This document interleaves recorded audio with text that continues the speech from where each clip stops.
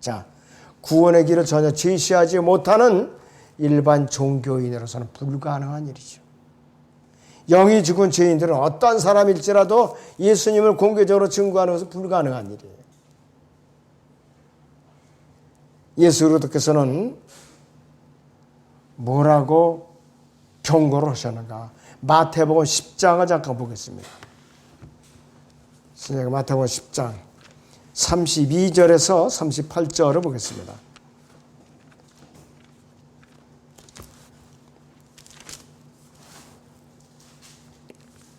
마태복음 10장 32절에서 33절을 보죠. 그러므로 누구든지 사람들 앞에서 나를 시인하면 나도 하늘에 계신 나의 아버지 앞에서 그를 시인할 것이나 누구든지 사람들 앞에서 나를 부인하면 나도 하늘에 계신 나의 아버지 앞에서 그를 부인하리라 그랬어요. 나 무서운 말씀이에요. 그리고 사도 바울은 어떻게 우리에게 일러주고 있는가? 로마서 10장 9절에서 10절이죠. 여러분들 너무나도 잘 알고 있는 구절이에요.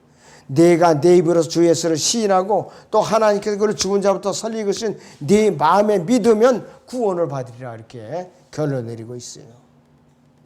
예수 그리스도를 공개적으로 시인하지 않고 숨어서 지내는 삶이 가능한 일인가? 성경적으로 가능한 건가? 불가능해요. 그 사람의 정상적인 생명이 있다면 불가능한 일이라 이것이. 잠시 동안은 숨어서 지낼 수 있어요. 증거하지 않고. 그런데 결론적으로 영원히 숨기는 것은 불가능하다. 불가능하다 이것이요. 아리마대 요셉은요, 처음에는 자신을 드러내질 않았어요. 그런데 이제 예수님께 갈보리 십자가 못 박혀서 죽으셨을 때 해가 지기 전에 빌라도에게 공개적으로 나타났고 예수님의 시체를 달라고 예수님을 공개적으로 시인한 거예요. 요한복음 19장 38절에서. 또 한 사람 있죠. 니코데모. 요한복음 3장에서 몰래 밤에 예수님을 찾아왔던 자예요. 그리고 거듭나는 것이 뭡니까? 모태에 다시 들어갔다 나오는 것이 거듭나는 것이 뭡니까? 이렇게 순전하게 물어봤던 사람이에요. 자, 그런데 그도 몇 년이 지나서 공회에서 사내들인에서 공개적으로 예수 그리스도를 증거한 거예요. 자기가 살아있음을 드러내는 거라 이것이요. 이 요한복음 7장 보세요. 요한복음 7장 50절에서 51절을 봐요.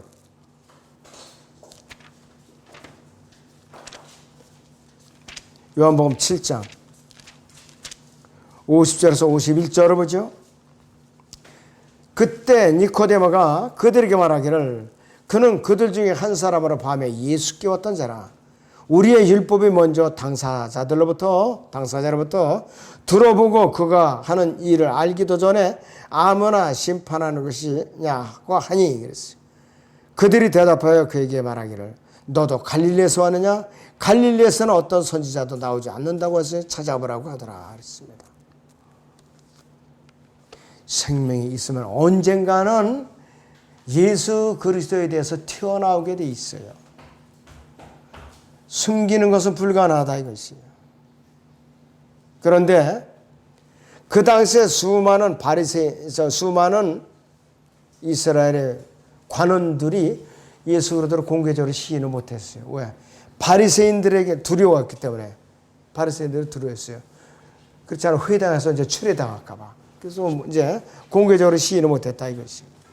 자, 예수님을 믿고 예수 그리스도를 믿고 자신이 그리스도인이라는 것을 숨기는 것은 일시적으로는 가능해요. 그러나 영구적으로 불가능하다 이것이에요. 비밀은 누설된다고요. 내가 그리스도인 하나님의 자녀로서 생명을 받았다는 거 영원히 숨기는 것은 불가능하다 이것이에요. 영원히 입을 다물고 있을 수는 없어요. 왜? 주님께서는 분명히 그분께서 원하시는 때 그분 것이 그래서 너는 내 것이라고 공개적으로 시인하도록 명령을 하고 피할 수 없는 상황을 만들어 놓으셔요. 공개적으로 증거하게 만든다 이것이요. 구약에서는요, 요나가 대표적인 예예요. 요나가 하나님께서 니느웨로 가서 심판의 메시지를 전해라. 그러니까 요나가 겁이 났던 거예요. 그리고 두 번째 이유는 뭐냐? 니느웨가 12만 명이 살았어요. 그 당시에. 지금으로 말하면 12만 명이 살려면은 사가수도 설비만 해도 굉장해야 되거든요. 그 전기시설, 가스시설 엄청나는데 그 당시에 12만 명이 살았던 도시면 엄청난 도시예요. 그런데 거기로 가서 하나님의 메시지를 전하라 그러니까 요나가 가기가 싫었던 거예요. 겁도 나고. 그리고 니느웨가 회개하고 돌이키면은 이 북왕국 이스라엘을 칠 것을 요나가 알았던 거예요. 그러니까 그는 방향을 틀어서 니느웨로 가지 않고 타시스로 가는 배를 탔어요. 지금의 스페인입니다. 타시스가. 그래갖고 시침이 뚝 떼고 배 밑에 가서 잠을 자고 있었던 거예요. 요나서 보죠. 1장 6절에서 8절. 요나서 1장 6절에서 8절 보세요. 소선지서.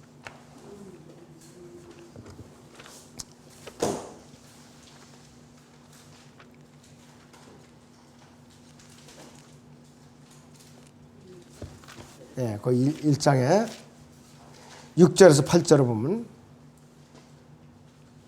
자, 4절부터 보죠. 예? 그러나 주께서 큰 바람을 바다로 보내셨더니 바다에 큰 폭풍이 일어나서 배가 거의 부서지게 된지라. 그때 뱃사람들은 두려워서 각자 자기 신에게 부르짖고 배에 있는 물건들을 바다에 던져 그들의 배를 가볍게 하더라. 그러나 요나는 배 밑으로 내려서 누워 곧 잠이 들었더라. 그러므로 선장이 그에게 가서 그에게 말하기를 오 잠자는 자여 어찌 된 일인가? 일어나서 네 하나님께 구하라. 혹시 하나님께서 우리를 생각하시어 우리를 멸망하지 않게 하실까 하노라 하더라. 또 그들이 각자 자기 동료에게 말하기를 오란 우리가 제비를 뽑아 누구의 탓으로 이런 재앙이 우리에게 닥쳤는지 알아보라 하고 그들이 제비를 뽑으니 그 제비가 요나에게 떨어졌더라. 그러자 그들이 그에게 말하기를 우리가 네게 청하는 누구의 탓으로 이런 재앙이 우리에게 닥쳤는지 우리에게 말하라. 네 직업이 무엇이냐? 너는 어디서 왔느냐? 네 나라는 어디이며 너는 어느 백성에게 속한 자냐? 하니 이랬습니다. 쪽집게처럼 제비를 뽑아가지고서 요나를 갖다 들쳐놓은 거야 하나님께서. 결국은 요나가 스스로 고백을 했죠. 나는 사실 이러이러해서 니느웨로 심판의 메시지를 가져가라 하는 명령을 받았는데 거역하고 내가 타시스로 가려다가 이 화를 지금 당하고 있는 거다. 나를 바다에 던지라 그랬던 거예요. 나를 바다에 던지라. 결국은 선원들은 안타깝지만은 던진 거예요. 우리 원망을 하지 말라 그러면서. 그러자 하나님께서는 고래를 준비한 거예요. 고래. 그래갖고 이 요나를 사흘 밤낮을 삼켰다가 나중에 해안가에 토해내셨죠. 요나는 불만이 많은 자예요.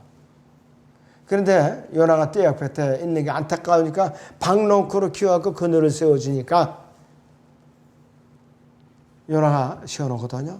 그래서 하나님께서 벌레를 보내갖고 갉아먹어갖고 햇빛을 갖다 쨍쨍 내리치게 해서 하나님은 또 원망을 한 거예요. 네가 이 박농골 하나도 소중한데 나는 12만 명이나 되는 좌우도 분별해주던 그 사람들을 아껴야 되지 않겠느냐 그랬어요. 그랬을 때 요나가 마지못해 가서 전했죠. 그리고 니느웨가 어떻게 되는가 하고 뒷짐을 짓고서 구경을 한 거예요. 멸망을 할 것인가 안 할 것인가. 그러니까 요나의 그 왕과 이 니느웨 왕과 백성들 심지어는 짐승들까지 베옷을 입혀갖고 회개했단 말이에요. 그래서 요나는 안 되는 것을 좋아해요.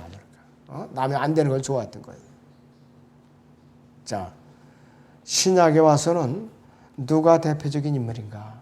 베드로예요. 베드로.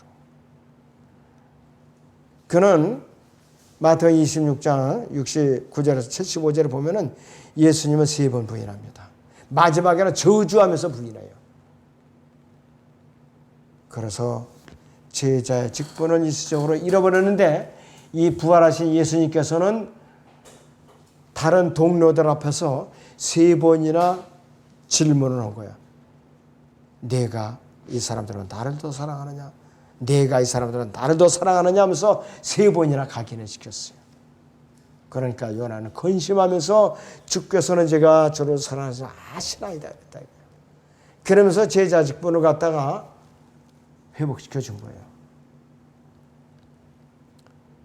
제자 직분을 잃어버렸을 때 예수님께서는 뭐라고 구분했냐면은 다른 11 제자들과 베드로, 이렇게 베드로는 제자라는 직분을 띄워버렸어요. 그래갖고 다른 제자들과 베드로로 같이 오라고 그랬다고요. 우리가 공개적으로 예수 그리스도를 시인해야 되는 이유가 뭐냐 이거예요. 그 우리가 지침이 있는데 마태복음 28장을 보죠.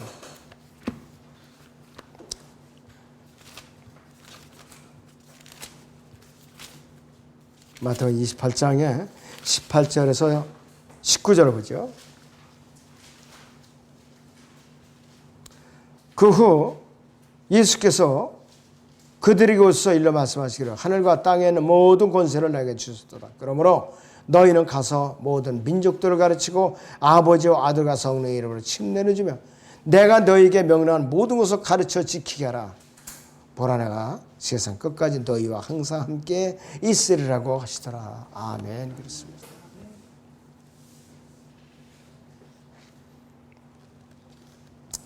사도 바울도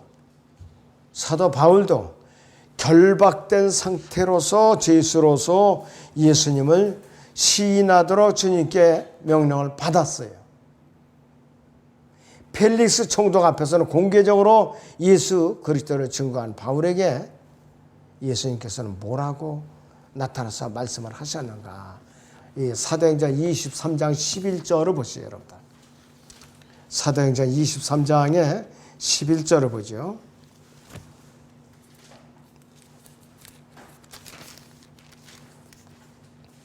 그날 밤 주께서 바울 곁에 서서 말씀하시길 바울아 기운을 내라.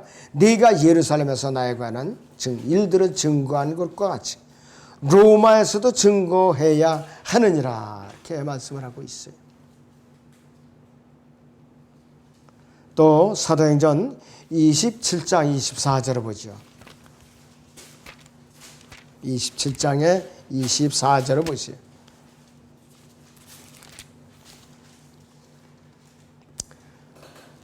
모두 배가 파손돼 가지고 침몰 직전에 있었던 거예요.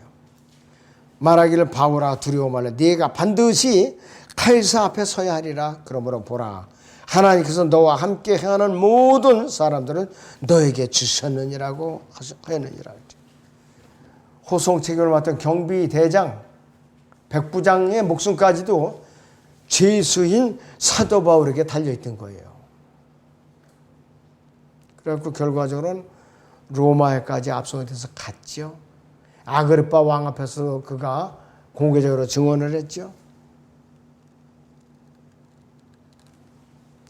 예화를 제가 드는데 여기서 한 3번 정도 예화를 드네. 이번째 2차 대전 당시에 일본군 사병에 탈영을 했어요. 너무 고단하니까.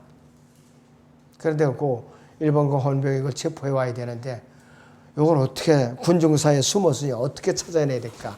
사복을 입고 도망갔으니까. 그래갖고 아이디어를 낸 거 있어요. 군중을 위해서 차렷하고 구호를 외치니까 이 사복을 입었던 탈영병이 자기도 모르는 사이에 그냥 무의식적으로 차렷 자세를 취한 거예요. 그래갖고 체포해가지고 병영으로 데려간 사건이 있어요. 싫어합니다, 이거. 자, 우리도 그리스도인도 그리스도의 도를 따르도록 인침을 받은 존재이기 때문에 마치 탈영한 사병이 군중 속에 숨어 있다가 무의식 중에 차렷하는 군회에서 자신의 신분에 노출되듯이 끝까지 우리 자신의 신분을 숨기고 있는 것은 불가능한 거예요. 진정한 그리스도인은 무언가 그리스도인이라면 무언가 표가 나게 마련이에요. 표가 안 난다. 그건 구원을 의심해 봐야 돼요. 자, 첫째로 예수 그리스도를 시인하는 삶은 믿음을 강화시켜줘요. 믿음을 강화시켜준다. 믿음을 강화시켜주고 그분께서 우리에게 시키고자 하시는 일을 할 만한 용기를 주셔요. 더 예수님을 증거하는 그리스도인은 어떤 사람이냐? 좀처럼 타락을 하질 않아요. 또 영적으로 좀처럼 무기력증에 걸리질 않아요. 또 많은 사람들이 타락하는 원인은 뭐냐? 공개적으로 예수 그리스도를 시인하지 않는 데 있는 것이에요. 자, 그래서 우리는 예수 그리스도를 시인함으로써 생활에서 얻을 수 있는 가장 큰 축복을 얻고 기쁨을 얻게 된다 이것입니다. 나에게 오는 영적인 기쁨은 어디서 오느냐? 예수 그리스도께 순종하는 데서 오는데 예수 그리스도를 공개적으로 시인한다는 것은 순종의 열매에서 오는 거예요. 순종의 열매에서. 예수 그리스도를 매일 시인하는 사람은 시인하는 삶에 위축되지도 않고 자신감을 갖게 되고 매 순간마다 예수 그리스도를 증거하는 사람은 좀처럼 자신의 구원을 의심을 하지 않아요. 또 주 예수 그리스도를 교제하지 않는 사람은 특징은 뭐냐? 영적 성장에 멈춰 있는 사람들이에요. 자신의 삶 속에서 예수 그리스도가 자신의 주이시고 구주이심을 공개적으로 대중들에게 고백할 자신이 있고 또 일정한 시간과 장소를 내는 사람, 타락하지 않아요. 그리고 예수 그리스도를 고백함으로써 많은 문제들이 해결이 돼요. 많은 문제들. 다른 사람들은 우리가 누구이고 무엇을 지지하는가를 알고서 분명히 우리의 입장을 존경하는데 사람들이 비록 우리를 미워하고 멸시한다고 할지라도 우리의 태도를 존경해요. 태도를 존경한다 이것이. 비록 그들의 하나님을 멸시하고 성경을 부인하고 성적으로 또 타락한 자들일지라도 타협하지 않는 강직한 그리스도인 앞에서는 어떻게 되느냐? 존경을 표시하게 돼 있어요. 그리스도인은 세상과 타협해서는 그걸로 끝장입니다. 세상은 나약하고 겁먹고 자신이 그리스도인이라는 것을 숨기고자 하는 그리스도인을 경멸합니다. 경멸해요. 자, 세상적인 오락장소에 가고자 하는 유혹을 우리는 어떻게 물리칠 수가 있는가? 예수 그리스도를 시인하는 삶을 삶으로써 그런 유혹들을 다 물리칠 수가 있어요. 자, 예수 그리스도를 시인하는 것은 뭐냐? 그 중에 하나는 자기가 소속된 지역교회로 많은 사람들을 초청해 오는 거. 그것도 공개적으로 시인하는 거예요. 또 예수 그리스도를 공개적으로 고백함으로써 세상과는 다른 집단에 속하게 돼 있어요. 이 세상과 성별되게 돼 있다 이것이. 자, 예수 그리스도를 시인하는 방법은 아주 다양합니다. 첫째는 교회 모임에서 공식적으로 시인할 수 있고 기도 모임에서 공식적으로 시인할 수 있고 또 청년부 모임이나 간증 모임에서 이제 공개적으로 간증을 하면서 시인할 수가 있고 매일 대화 속에서 친구들이나 친척들이나 이웃들에게 사적으로 예수 그리스도를 증거함으로써 시인할 수가 있는 것이. 그리스도인은 또 공식적으로 구원 간증을 통해서 침례에 순종함으로써 예수 그리스도를 공개적으로 시인할 수 있는 거예요. 그렇기 때문에 구원 간증을 하라는 것이요. 그렇기 때문에 침례에 순종하라는 것이에요. 왜? 공개적으로 주님을 시인하는 거라는 것이에요. 회중들 앞에서. 그리고 성경에 기록된 대로 올바른 교리를 행하고 또 섬기는 지역교회에 출석함으로써 예수 그리스도를 공개적으로 시인하는 거예요. 대단히 중요하다 이것이요. 자, 그리고 가장 어려울 수는 있지만은 친척들과 친구들과 낯선 사람들에게 증거함으로써 과연 내가 어떻게 주님을 영접해서 구원을 받았는가 일일이 대화를 통해서 공개적으로 이 자체들의 일련의 이 모든 것들이 주님을 공개적으로 시인하는 것이에요. 이것들이. 자, 가장 견디기 힘든 그리스도인의 삶은 뭐냐? 예수 그리스도를 시인하지 않는 거예요. 입을 다물고 있는 거라 이것이에요. 자, 예수 그리스도를 시인하지 않는 삶을 산다면은 어떤 결과가 나오느냐? 구원의 확신이 희미해져요. 의심은 품게 되고 또 매사에 의욕을 잃고 또 삶의 기쁨이 사라지고 무기력해지고 영적으로 육신적으로 모든 문제들이 복잡하게 얽혀지게 돼 있어요. 예수 그리스도를 시인하지 않으면. 자, 그리고 예수 그리스도를 시인한 삶은 끊임없이 반복적으로 이어져야 돼요. 한 번만 오면 안 된다 이것이. 예수 그리스도를 시인하지 않는 그리스도인의 삶은 영적인 기근에 허덕이게 돼 있어요. 서서히 또 죽어가게 돼 있어요. 예레미야서 아까 보면 20장 9절에서 그때 내가 말하게 나는 그를 언급하지 않죠. 하나님이에요. 더 이상 그의 이름을 말하지 아니라고 했으나 그랬어요. 아주 그냥 결심을 하고 이렇게 내뱉었지만 결과적으로는 어떻게 했느냐. 그의 말씀이 내 마음속에서 내 뼈들 속 사무치는 타는 불 같아서 내가 참게 지쳤고 견딜 수 없었나이다. 살아있는 생명이지 그러니까. 그는 견딜 수가 없었던 것이. 이 시대에 내가 참 부끄럽다. 에이 이제 눈 감자. 모른 체 하자. 이러면서 예수님을 배척하는 그리스도인과 똑같은 거예요. 그런데 예수님께서 양심의 가책을 주죠. 채찍을 가하죠. 그 다음에 또 이 말씀에 불이 뼛속에서 타게 그냥 못 견디게 하는 거야. 발광하게 만드는 거예요. 어떻게 해요? 너 공개적으로 시인해. 너 죽은 놈 아니야. 너 살아있는 너 성도야. 너. 살아있는 성도는 뭐냐? 나에 대해서 나팔을 불라 이 말이요. 왜 입을 다물고 있느냐 이것이.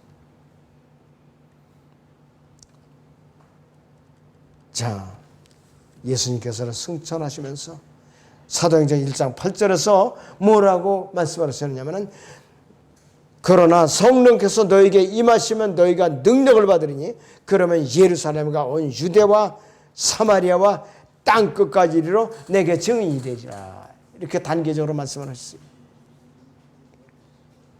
그럴 때는 12 사도는 성경을 기록하기 시작한 거예요.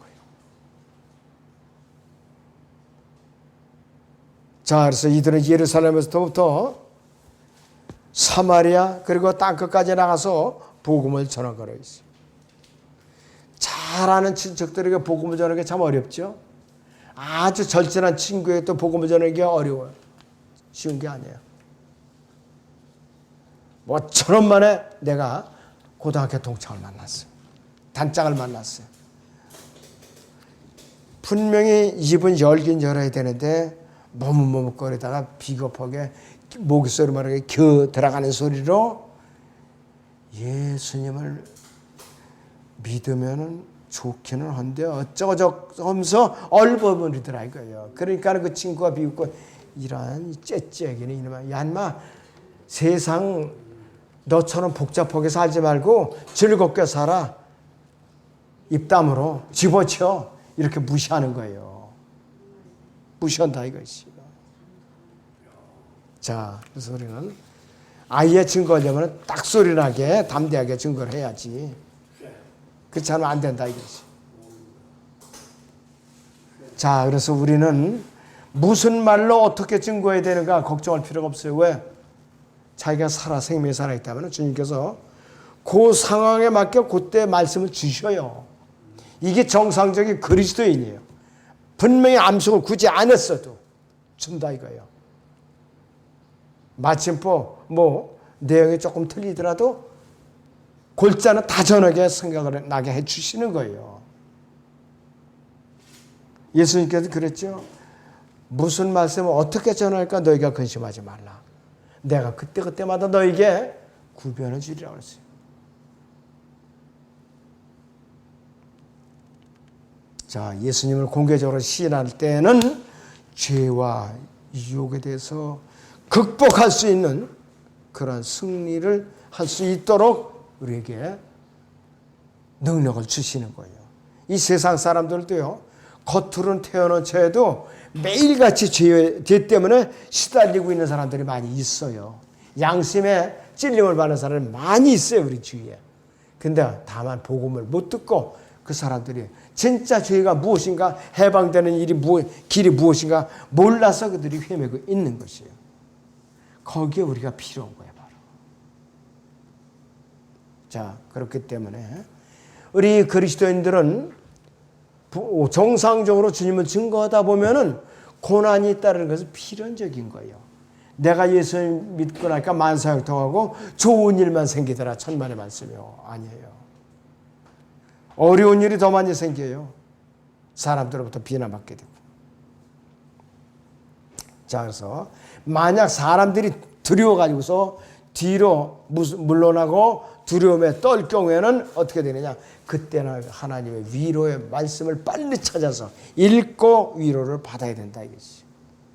디모데후서 보죠. 1장.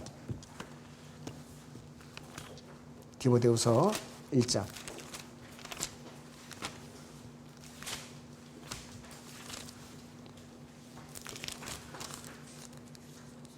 8절. 디모데후서 1장 8절. 그러므로 너는 우리 주의 증거나 그의 제수된 나를 부끄러워하지 말고 하나님의 능력에 따라 복음을 위하여 고난의 동참자가 되라. 스승은 내가 감옥에 갇혔다고 부끄러워하지 말고 너는 고난의 동참자가 되라, 이것이요. 근데 대만은 그걸 거부한 거예요. 부끄러워서 세상으로 돌아가 버렸어요. 그게 실패한 거죠. 자, 고린도서 7장 23절에서는 너희는 값을 치르고 산 것이니 사람들의 종이 되지 말라고 그랬어요. 사람들의 종이 되지 말라고 그랬어요. 자, 그렇다면은 예수 그리스도를 시인하는 삶을 지속적으로 유지할 수 있는 비결은 뭐냐, 이것이. 예수 그리스도를 고백하지 못하는 이유는 뭐냐? 구원의 확신이 없거나 하나님의 말씀에 대해 불신을 갖거나 둘 중에 하나예요.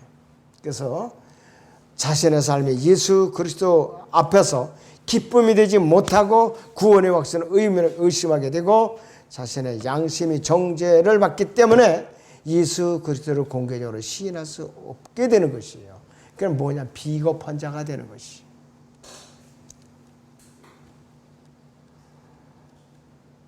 자, 요한 1서 보죠. 3장 20절에서 21절을 보겠습니다. 요한 1서 3장 20절에서 21절을 봅니다.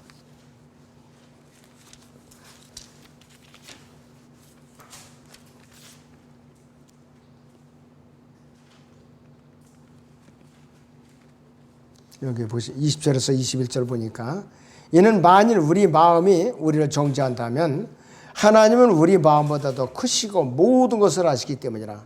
사랑하는 자들아, 만일 우리 마음이 우리를 정죄하지 아니면 우리가 하나님 앞에서 담대함을 얻고 그랬어요.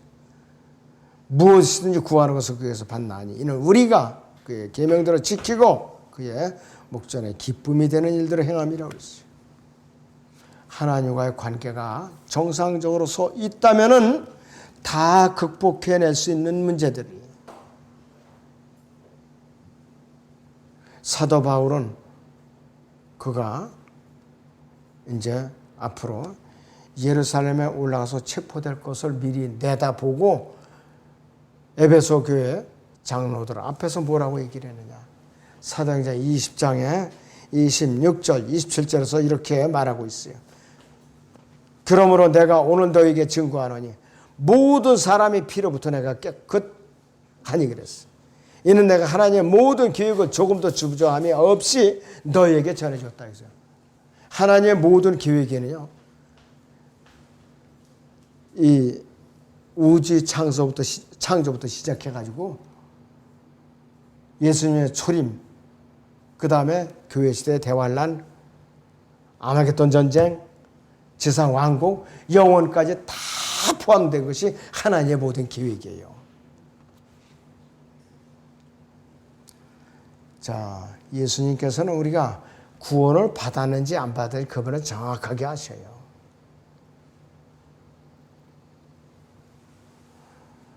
자, 내가 떳떳하지 못한 삶 때문에 주님 앞에 양심의 짓눌림을 받고 있다면은 주님을 시인할 수 있는 그 마음이 우러나는가? 나올 수가 없어요. 그리스도 이 시대의 구약의 예레미야와 마찬가지로 이 시대의 그리스도인으로서 가장 견디기 힘든 삶은 무엇인가? 첫째는 예수 그리스도를 증거하지 않는 삶이 가장 견디기 힘든 삶이에요. 그리고 그리스도인으로서 신분을 숨기고 살려고 발버둥치는 것이 가장 견디기 힘든 삶이래요. 신약 성경에는요, 증거하라는 명령만이 있어요. 증거하라. 모든 그리스도인이 예수 그리스도를 시인하는 삶을 끊임없이 유지하는 비결이 두 가지가 있어요. 첫째는 성령으로 충만한 상태를 지속적으로 유지하는 것. 두 번째는 예수 그리스도께 내 삶을 전적으로 의뢰하는 것이요. 이 두 가지가 조건이 갖춰지면은 예수 그리스도를 끊임없이 시인하고 증거할 수가 있는 것이. 예수님께서 지금 살아 역사하시는 거예요. 하나님 보좌 오른편에 앉아 계시죠. 그분께서는 장세를 사흘 만에 살아나셨고 지상 40일 동안 사역을 하시다가 승천하셔서 하나님 보좌 오른편에 지금 계셔요. 중보자로 계시고 변호인으로 계시고 대제사장으로 계셔요.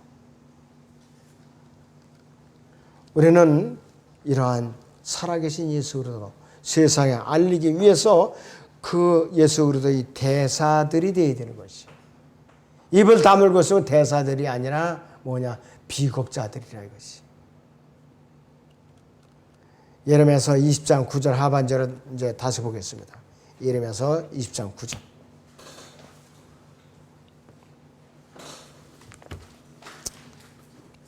(20장 9절에)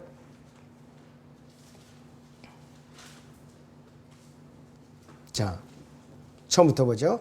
그때 내가 말하기를 나는 그를 언급하지 아니하고 더 이상 그의 이름을 말하지 아니하리라 하였으나 그의 말씀이 내 마음속에서 내 뼈들 속에서 사무치는 타는 불 같아서 내가 참기에 지쳤고 견딜 수 없었나이다. 그랬어요. 이 예레미야의 이런 마음이 이 시대의 마지막 라우디게아 교회에서 사는 이 시대에 우리 그리스도인들에게 삶의 자세가 되어야 돼요. 아무튼 여러분들이 예레미야의 마음을 여러분들이 헤아려서 과연 내가 지금 어떤 상태에 있는가 이거를 잘 살펴보시기 바랍니다.